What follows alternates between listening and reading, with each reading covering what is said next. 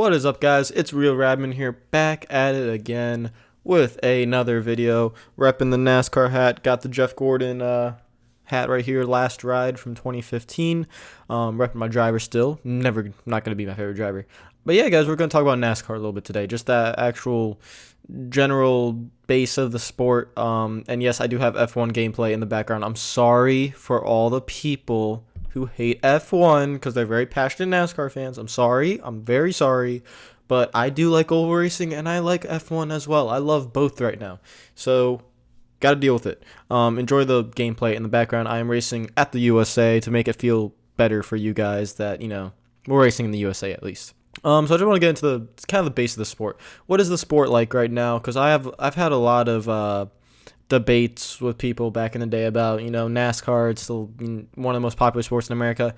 But in recent times, it has been a little bit annoying to watch the races, as well as annoying to see the sport kind of decline. It's not declining. It's still as popular as it's ever been. But attendance, TV ratings, stuff they've done within the sport as well has kind of ticked me off. It made me triggered. I'm kidding. I'm not triggered. The sport needs to be able to find ways to grow, and they've been doing that by adding the chase and stuff like that, and taking downforce away from the cars this year. But there are a lot of problems with the sport right now, and I'm just gonna get into a couple of points right now. I'm honestly just gonna ramble on for this video. Attendance, TV ratings, the actual product that is on the track, it's not as good as it was a couple years ago. It really isn't. We've seen a whole lot of phantom cautions the last couple of years. The Truck Series now has this caution clock, which I think is the most bullshit idea ever, even if it might be working out for them right now because the race can get boring at times. That's not racing. You don't just manipulate a race to have a caution clock, but that's for another day. Hopefully that never comes to the Sprint Cup Series, and if it does, that's going to be a problem. The attendance for the races, that has something to do with the economy as well, because NASCAR fans, it's not like you have your home team and the stadium's 30 minutes away from you. There's no home team in NASCAR. You have 23 tracks around the country. I know I live an hour and a half away from Homestead and about 4.5 hours away from Daytona. So I have 2 tracks near me, which is pretty nice. But for a lot of people, if you want to go to a certain race, you have to travel 3-4 hours. You have to travel 5-6 hours. You have to travel 2 to 3 hours just to get to that race. And sometimes people don't want to do that. That's just what it is. If you're an NBA fan or if you're a football fan, you got, your hometown team, that's probably the stadium's like 30 minutes away from you, and it's all right. But with the economy and how it's been doing lately, and ticket prices are rising, and it's just it's not worth it to go to a race, honestly. I felt like this in 2015 at Homestead. It was I went to the race purely because it was Gordon's last race, and for the championship as well. And I went to, I think, the previous 4 Homestead races before that. I kept going. After a while, it gets a little bit stale, because the product on the track is just not as good. So I'm going to lead into that right now. They did take a step forward this year by reducing the downforce. Now, do they take a step forward? Yes. Do they need to keep going? Yes. Because what is best for NASCAR is typically the same as what's best for all motorsports. If you take away downforce from the cars and you put it into the driver's hands and make the cars more difficult to drive, you usually get better on-product track racing. Now, Formula One did take away some downforce this year, and you can't really see that big of a difference because Formula One has DRS and stuff. I'm not really going to get into that. I'll make a separate video for Formula One fans and all that about the 2017 cars and what I think the product of the racing is going to be like then with 2017 cars, where they're supposed to be going 5 seconds faster with bigger tires and stuff. For NASCAR, they did take away a lot of the downforce on the cars, but the teams always find a way to be able to get it back through manipulating setups and all that. You can definitely find a way to take even more downforce away. Just keep taking the downforce away until these cars literally have to slow down like a 50-mile-per-hour speed difference between straightaways and corners. Like if I'm at Michigan, I want to be going 205 down the straightaway and 155 in the corners because I have to get off the gas and really use throttle control in the car to drive it up out of the corner. and it does create better racing because it creates the grooves. Now, one thing that NASCAR can't really control, and it has fallen at a bad time, is the repaving of the tracks. There are a lot of tracks that are either years removed from a repave, so about 5 or 6 years removed, or they've just been repaved. There are a lot of tracks like that. And those tracks don't create the best type of racing. You have to wait for tracks like a Kentucky or an Atlanta. I think Kentucky just got repaved, though. I have to double check. But Atlanta, tracks like that where it's so bumpy and so rough, it creates better racing. And right now, a lot of the mile-and-a-half cookie-cutter tracks are either just repaved or a couple of years from being repaved, as well as the restrictor plate tracks. Daytona is a couple of years from being removed from being repaved. Talladega is about 10 years removed from being repaved. Talladega, it didn't really matter if it was repaved or not. You usually got the same type of racing. But Daytona is a lot different, where if you had a repave at Daytona, it manipulates the actual... Fuck your text.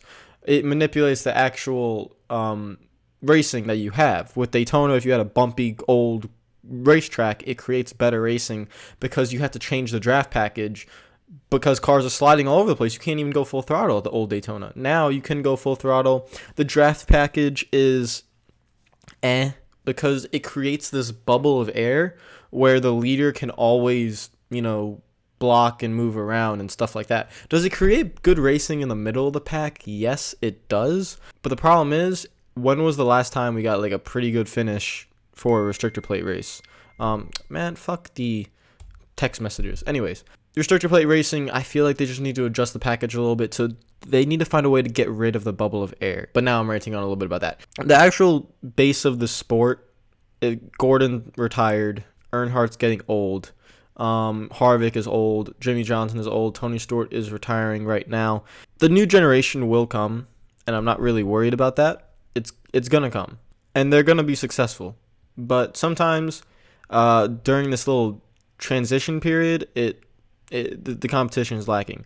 And now the competition. This is what I think is the biggest problem with NASCAR, and it works for the last part of the season. It doesn't work for the first 60-70% of the season. 66% if you want to be exact. The main problem with NASCAR is when they implemented the chase, and they had in 2004, and they had the system where you finished in the regular season for the standings, that you would start if you finished first in the standings. All right, I'm turning my phone off because I'm getting annoyed with these text messages. If you finish first in the standings, you're going to stay first. Second is 5 points back. Third, 5 points from that, on and on and on. And then they changed it to wins matter. So if you get a win, then you get bonus points.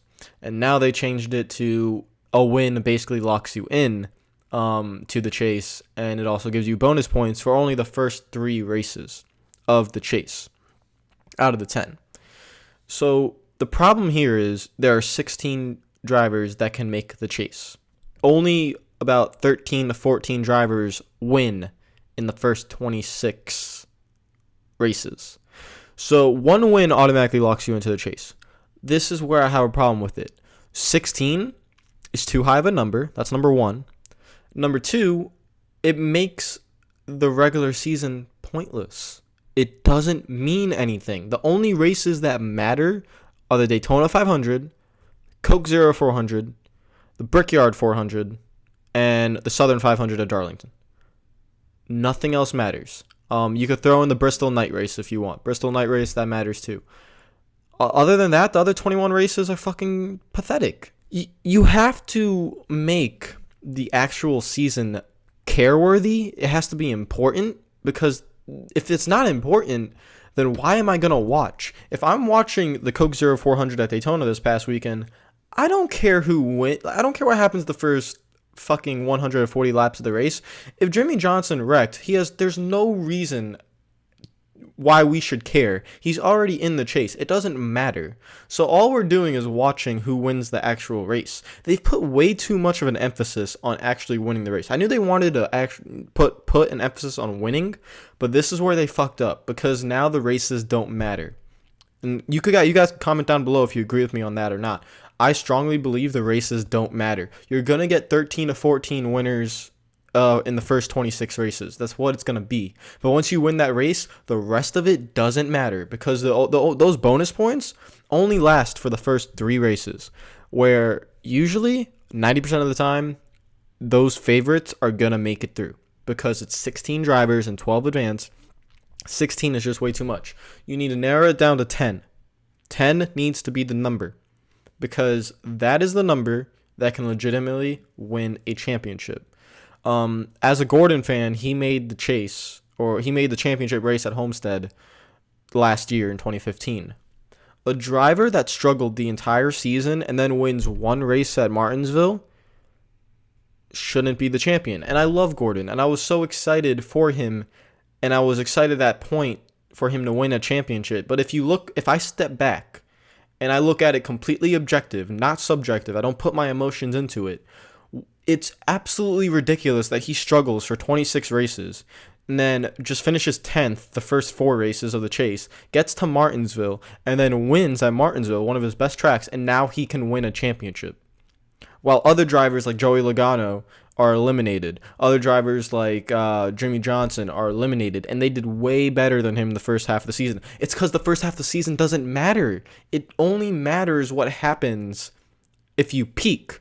It's like if any of you watch cycling, the Tour de France is the biggest race in the world. I know this is really random, but I watch cycling. The Tour de France is the biggest race in the world. The rest of the season doesn't matter. Riders only peak for that race.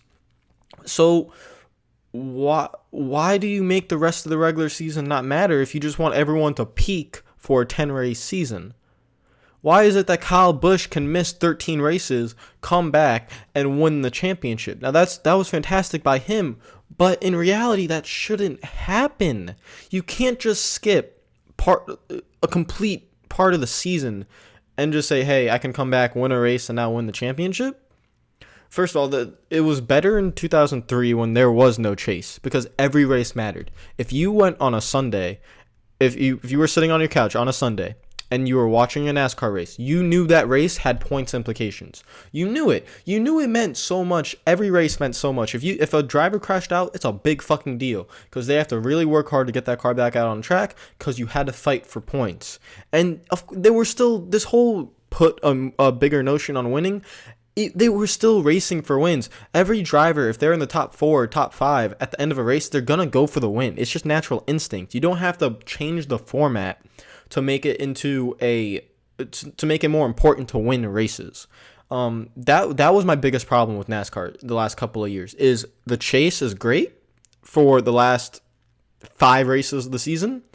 It drastically harms NASCAR the first 30 races of the season. It really hurts them. We don't care who gets in the chase on the 16th spot.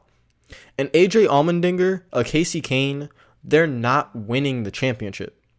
Why should we care that they get in? It's a problem the NBA has right now with an 82-game season, and you have someone fighting for an 8 seed when the 8 seed doesn't matter because you're going to go up against Golden State and get swept. So NBA needs to shorten their regular season as well, and maybe I would say make the first round 5 games. But again, off the point, sticking to NASCAR here, that's the problem, is you have to be able to make the regular season matter. If it doesn't matter, what matters? Just the last 5 races? What do I do from February to September?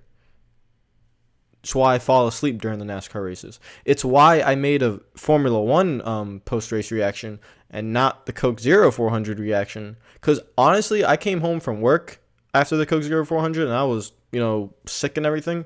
I fell asleep. I woke up, saw the end of the race, and I was like, cool. Like, does it matter that Keselowski won? He gets a trophy, and that's nice, but there's no implications other than that. He already won. He's already in the chase. So that race means nothing. It means nothing. There's no implications on it.